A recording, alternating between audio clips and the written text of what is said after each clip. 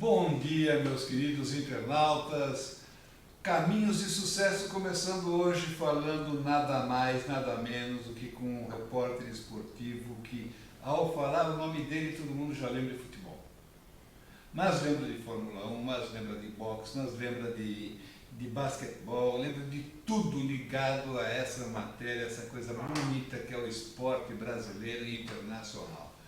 Eu tenho o prazer hoje de estar recebendo no meu programa uma personalidade desse segmento do jornalismo esportivo que deveria ter vindo no meu primeiro programa, não pôde por um problema de saúde, então deixamos para trazê-lo no mês de comemoração do nosso primeiro aniversário, que é Roberto Carmona. Roberto Carmona, muito obrigado por estar aqui, querido, e nós vamos bater um bom papo sobre futebol hoje. Com certeza, eu fico feliz de estar aqui. Lamento muito não ter podido participar do primeiro programa que você falou por causa do problema de saúde, mas estou feliz em estar aqui comemorando o seu primeiro ano de atividade com o programa e estou aqui à disposição para falar tudo o que você quiser. Nossa, olha, tem coisa pra caramba. Vamos começar. É simples, são só 77 anos de idade, 48 ou 49 no rádio esportivo? Profissionalmente falando, agora, dia 31 de outubro, eu faço 50 anos. 50 anos? Vamos já falar 50 anos no rádio esportivo, né? Tá aí, não? Sem interrupção, sem parar um ano. Sem férias? Sempre aqui, em São Paulo. Sempre em São Paulo. Me lembro bem como se fosse agora, dia 31 de outubro de 63, uma quarta-feira à tarde. Eu fui convidado para fazer um teste na Rádio Record, um jogo no Pacaembu, Palmeiras e Guarani de Campinas. Eu fiz o jogo esse dia, aí no dia seguinte, no dia 1º de novembro, tinha São Paulo e Comercial. Eu voltei a completar o teste e quando acabou, eu fui chamado lá na Record por Braga Júnior e Darcy Reis, que eram os titulares e chefes da equipe. Quando fiz um teste de estúdio lá, mandaram ler alguma coisa, eu, muito metido, fui tentar ler um comentário de Tomás Mazzoni, que era complicado pra caramba, mas me saí bem. Aí me chamaram lá na sala, ainda ouviu rápido a conversa do Éder com o Darcy, quando ele disse, o rapaz tem boa dicção, tem uma voz bonita, a gente pode aproveitá-lo. E me chamaram para fazer um acordo, e eu vou explicar mais tarde, eu saí do Paraná para vir para São Paulo para deixar a rádio.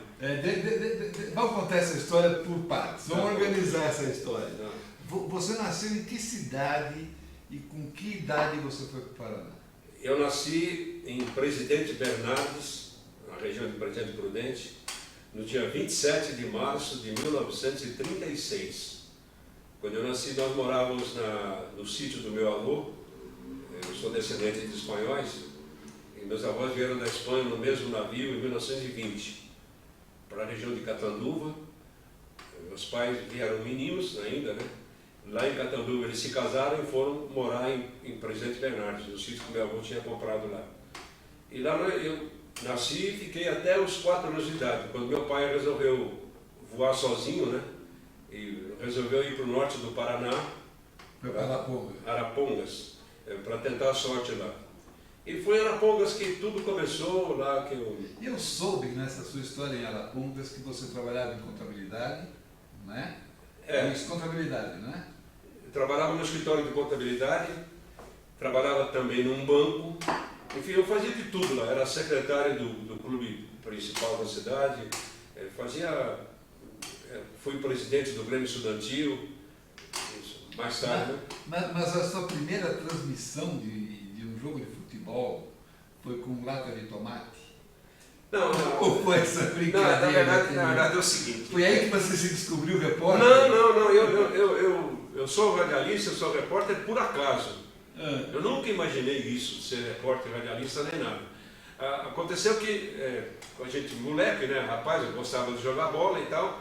A gente jogava bola sábado de manhã, de tarde, de noite, quando tinha tempo, domingo de manhã e tal. E aos domingos a gente ia no estádio de futebol que tinha lá, ver o time da cidade jogar. E um companheiro meu de escritório, Laerte Mantovani, que hoje mora em Maringá, se estiver nos assistindo, quero mandar um abraço para ele. Ele tinha uma dupla caipira com o irmão dele. A dupla chamava-se Pescador e Riachim. Ele era o Riachim. E no campo a gente ia assistir o jogo e como naquela ocasião, em todo o Brasil, não era só no Paraná, só se sintonizava uma emissora de rádio que era nacional do Rio de Janeiro. E Antônio Cordeiro e Jorge Cury eram os locutores principais da Rádio Nacional. Eles transmitiam os jogos do Maracanã, o Campeonato Carioca, sei lá, dividindo o campo, né? Da direita, do meio para a direita era do Jorge, do meio para a esquerda era o Antônio Cordeiro. A bola passava para a cara do Jorge, passava para ela do Antônio Cordeiro. A gente escutava isso no rádio. E eu e o Laerte fazíamos uma... Não era nem sátira, que eu nem sabia que era sátira nessa época aí. Uma brincadeira, uma imitação. E como o povo gostava daquilo, um dia a gente resolveu dar um pouco mais de eco na situação e arrumamos 2 latinhas de maço tomate para falar na latinha que dava eco, né? Uhum. E o povo gostava daquilo e tal. Tanto que, a partir de um determinado momento, os caras que iam na arquibancada pediam que a gente fosse para a arquibancada lá no alto, ficar do lado e o povo ficava em volta e a gente narrava o jogo ali. Era uma brincadeira. E essa brincadeira se tornou realidade quando o time de futebol da cidade resolveu se profissionalizar e disputar o Campeonato Paranaense. Aí levaram vocês para fazer... Não. O gerente da rádio, que era novato, foi buscar um locutor em Garça, no estado de São Paulo. Brasil Filho era o nome dele. Baixinho, moreninho, magrinho. E aí ele foi fazer o primeiro jogo do time em Mandaguari. E o time de Mandaguari tinha 8 paraguaios. A seleção paraguaia, na época, de 56, 57, estava tudo no Mandaguari. E aí foram buscar o locutor e ele foi fazer o jogo em Mandaguari. Com 5 minutos de jogo, o time Mandaguari ganhava de 3-0. O ponta direito do Mandaguari chamava-se Ivo, um baixinho, tinha 1,10 m de altura. Ele fez 3 gols em cima do lateral do Arapongas, o Noca, que jogou no Linense, no Santos, na Portuguesa Santista, mas ele foi para lá com 40 e poucos anos. Uhum. E, poxa, aí na transmissão, o locutor lá, o Brasil, começou a criticá-lo, falar mal dele, que ele não saía da noitada, que bebia muita cachaça, cara com 40 anos, não podia jogar bola e tal, não sei o quê. E no programa da segunda-feira, ele estava fazendo crítica. E Arapongas era muito pequena até então, e tinha uma livraria, que o cara da livraria ia em Londrina de carro buscar os jornais que iam de São Paulo e levava para lá na hora do almoço, chegava lá. Então todo mundo ia se reunir lá na livraria para pegar os jornais e cornetear futebol, né? Fazer aquela confusão. E ele estava contando, os caras, Brasil, como é que foi? Conta aí, tá? Ele falando as coisas. Chega o Noca, o lateral. Ele falou, é você que eu estou procurando. Pegou ele pelo colarinho, levantou, deu um murro, quebrou 4 dentes, cortou o lábio superior e inferior e tal. O cara teve que fazer uma cirurgia. Ficou 40 dias sem trabalhar. Aí o cara da rádio falou, puxa, e agora, o que eu faço? E um rapaz que trabalhava no escritório, chamava-se Jair, ele era professor de história da gente na escola. Aí ele falou, Zago, vai lá no escritório do Coelho, tem 2 maluquinhos que ficam narrando futebol lá na arquibancada, o povo gosta. Um dos maluquinhos era você. Um dos maluquinhos era eu. Aí o cara foi lá, falou, vocês não querem fazer o programa? Eu olhei para o Laerte e falei, Laerte, você conhece microfone, eu nunca vi microfone na minha vida, você já conhece que canta. O que você acha? Vamos fazer? Vamos. Aí a gente foi fazer o programa, no domingo seguinte a gente narrou naquele esquema, né, de Antônio Cordeiro, Jorge Cury e tal. 4 domingos seguidos a gente narrou. Depois do 4º domingo, no 5º o cara já estava bom. Eu falei, então agora você assume, né, que a gente vai embora. Não, vocês são melhor que eu, vocês vão narrar e eu vou comentar. Aí que tudo começou. Mas eu não tinha nenhuma pretensão, nem nada. Aí a gente fazia aquilo de brincadeira, de gozação, nem recebia nada para fazer isso. Aí a coisa foi crescendo, foi aumentando o interesse do povo, da cidade e tal.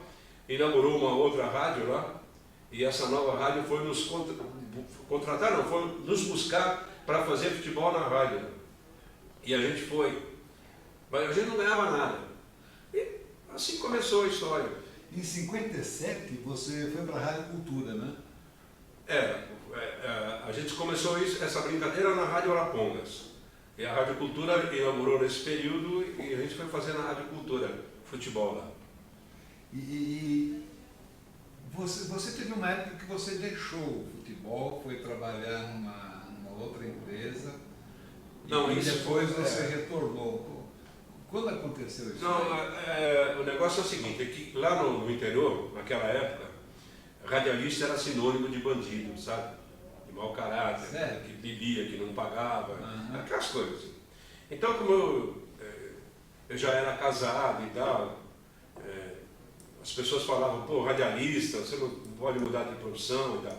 E por uma questão de família, tinha uma irmã que tinha se separado, e o marido dela ameaçou de morte, ela e a filha e tal. Nossa. Aí, na ação judicial, o promotor público aconselhou a gente para tirá-la de lá e ela veio para São Paulo, que era para ninguém saber. E numa das viagens que eu fiz a negócio do escritório que eu trabalhava aqui em São Paulo, eu fui visitá-la e tal, e fiquei vendo a situação que era complicada dela e da filha. Eu comentei na época com a minha mãe, com o meu pessoal, falei, se eu pudesse ir para São Paulo, eu ia para cuidar da minha irmã, né? E eu estava recém-formado em técnico de contabilidade. Aí, na semana seguinte, eu voltei aqui e deixei isso comentado em casa. Se houvesse possibilidade, eu vinha para São Paulo para largar aquilo lá, né? Largar o rádio e tudo mais.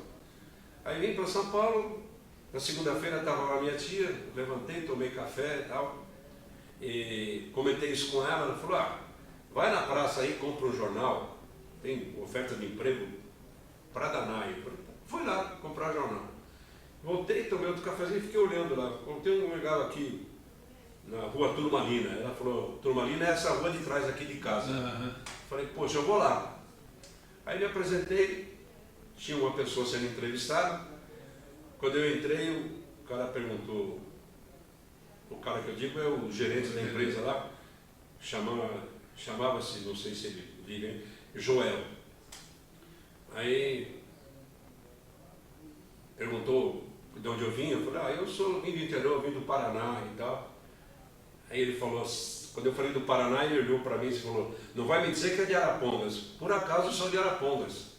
Meu irmão mora lá, trabalha lá na Forbril. Eu falei, o Jair? Falou, corneteiro de futebol.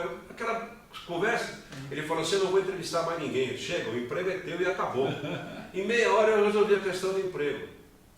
Aí eu voltei em casa e falei para minha tia, arrumei emprego, agora preciso arrumar uma casa. Ela disse, vai aí no Somané da padaria, ele acabou de construir um prédio. Puxadinho? Não, lá em cima, dois andares, né?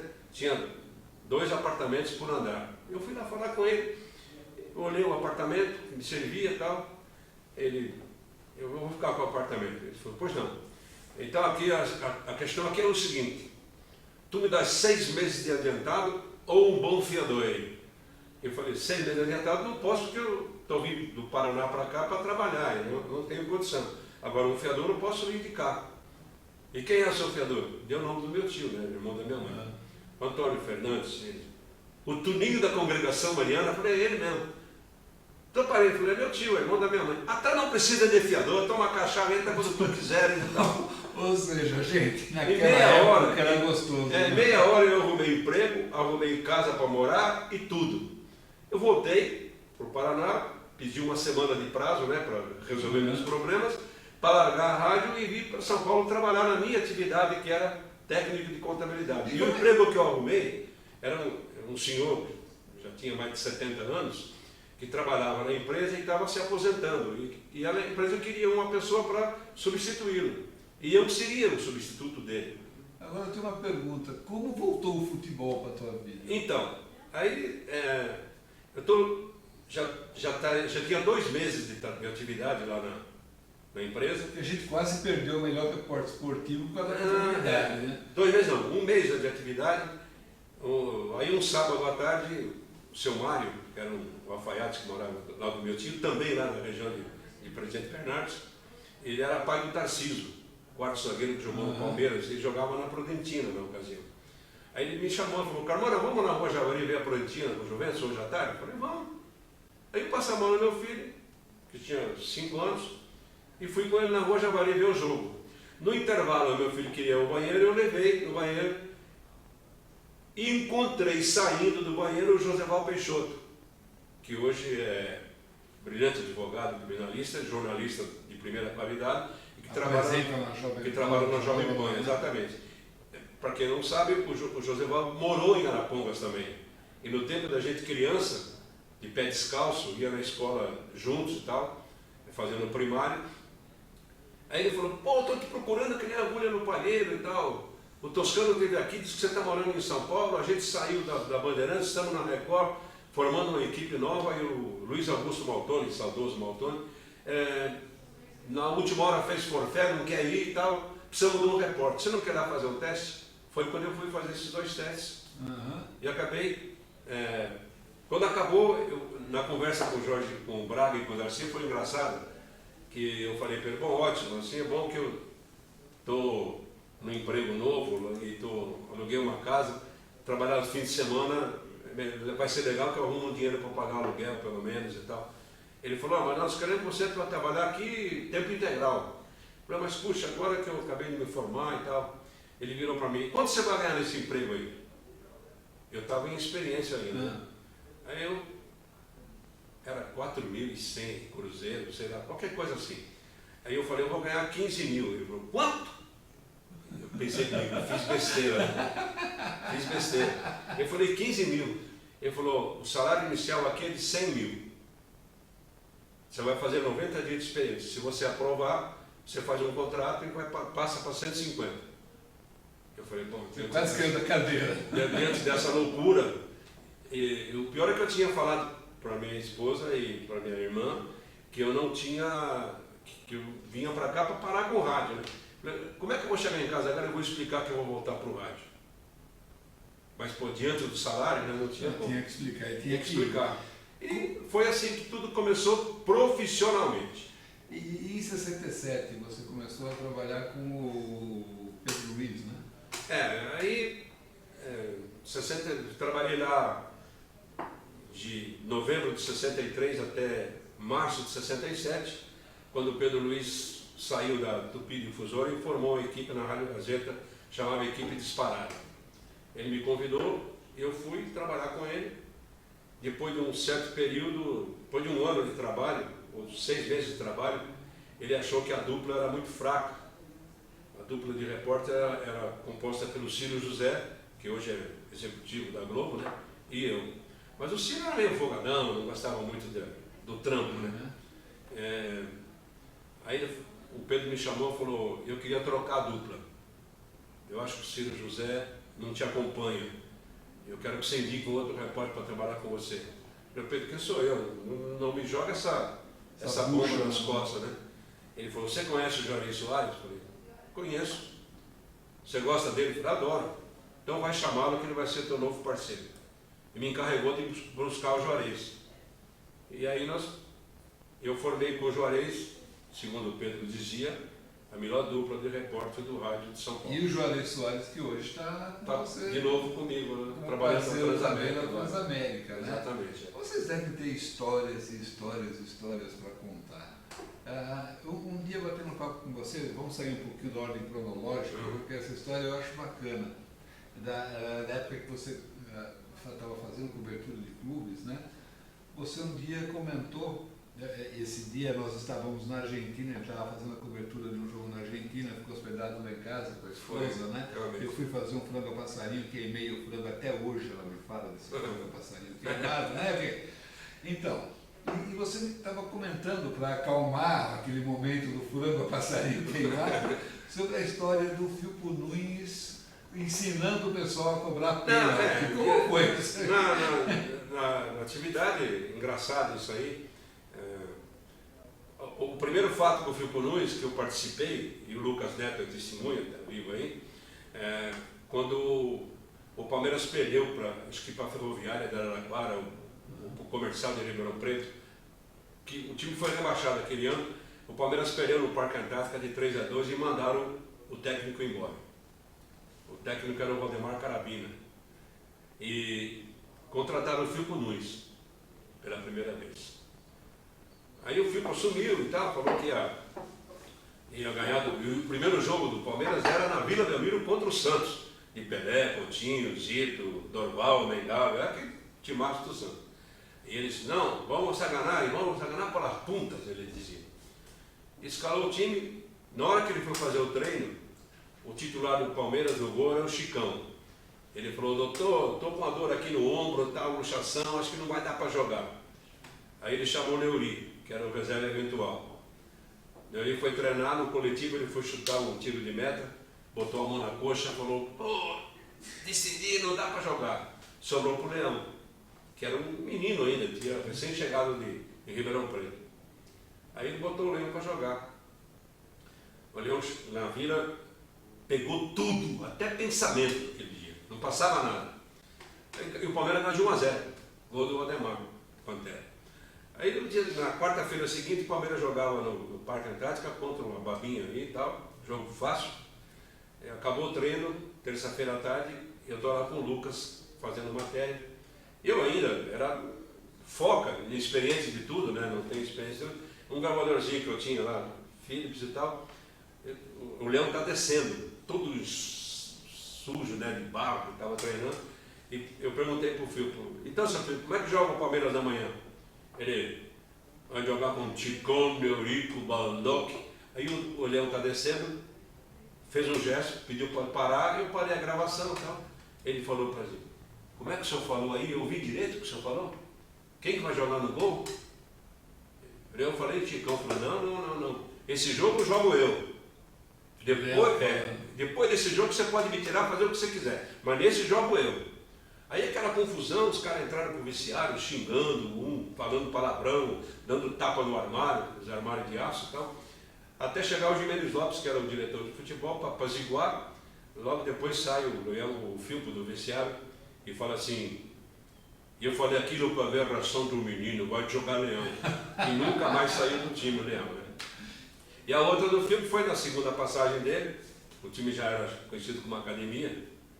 Teve um jogo domingo contra o Corinthians do Pacaembu, o Palmeiras ganhou de 2-1 e o Rinaldo perdeu um pênalti. Aí, terça-feira, treino e tal, só de manhã, físico, ele acaba o treinamento físico do professor Financial, entra o Filpo, aquele terninho de Quirilene dele, tudo metido, argentino, sapatinho de salto carrapeta e tal, os caras descendo assim, não, vamos a conversar. O que houve? Eu não admito que o jogador de Palmeiras perca pênalti como perdeu o Rinaldo. Por isso eu vou a cobrar pena para ensinar como se cobra um penalti. Aí ele botou o goleiro lá e falou, Leão, na direita. Ele batia e fazia o gol. Leão, só que detalhe, o primeiro pênalti que ele foi bater tinha chovido e o campo estava molhado. Ele correu para a bola, não sei se ele fez de propósito ou não, ele escorregou, caiu sentado. E aí o jogador, assim bate Rinaldo. Agora vai bater jogo. E ele batia, na direita ele batia, na esquerda batia, ele fez uns 50. Histórias do Filpo, histórias do futebol. A gente vai fazer uma paradinha, vamos comercial, a gente volta já contando mais histórias e causos da vida desse grande repórter esportivo, Roberto Carmona, que está aqui com a gente. Aguarda, a gente já volta.